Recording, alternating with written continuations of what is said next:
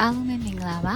ဒီနေ့ဗီဒီယိုလေးကတော့ကျက်စာငန်းစာကျွေးပြီးချုပ်ကောက်မယ့်ဗီဒီယိုဖြစ်ပါတယ်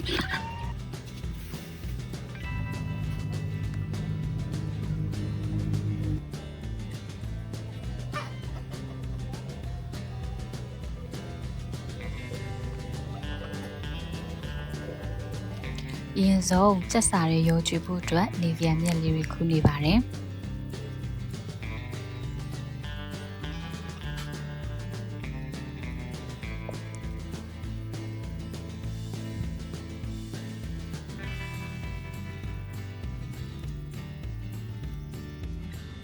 ပြီးရင်ကျက်တွေငန်းတွေစားရလွယ်အောင်သေးလေးတွေညှက်ပေးပါတယ်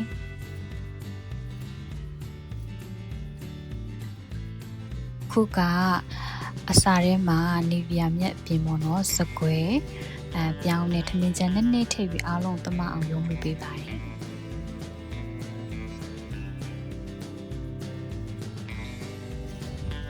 အားလုံးစင်နေဖြစ်ပြီဆိုတော့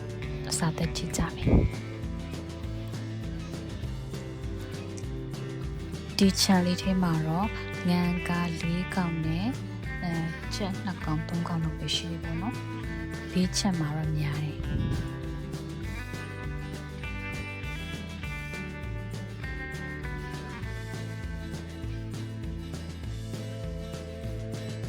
စောပန်းလေးကတော့အထဲဝင်ချင်နေပါတယ်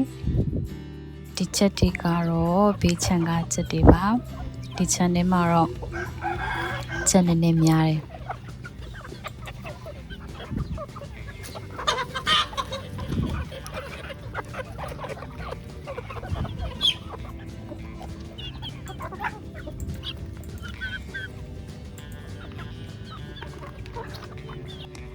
အခုကျမဝင်လာတာကတော့ကျမရဲ့ကိုယ်ပိုင်ကြက်ချန်လေးလို့ပြောမှာပေါ့နော်အညီကကျမတို့တီးထန်လုပ်ပေးထားတာဖြစ်ပါတယ်ဒီမှာကြက်၅កောင်လို့ရှိတယ်ကြက်တွေကတော့ကျမနဲ့တိတ်မရင်းနေဆိုတော့ကြက်ဥရှိလားကြည့်လိုက်မယ်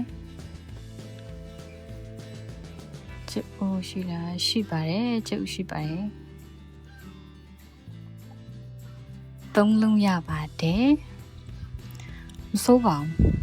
ဒီချက်ချန်လေးက3လုံးနောက်ရဆိုဒါဆိုဒီနေ့ချက်စာကျွေးကျုပ်ကောက်တာလေးဒီမှာပဲဆုံးသက်လိုက်ပါမယ်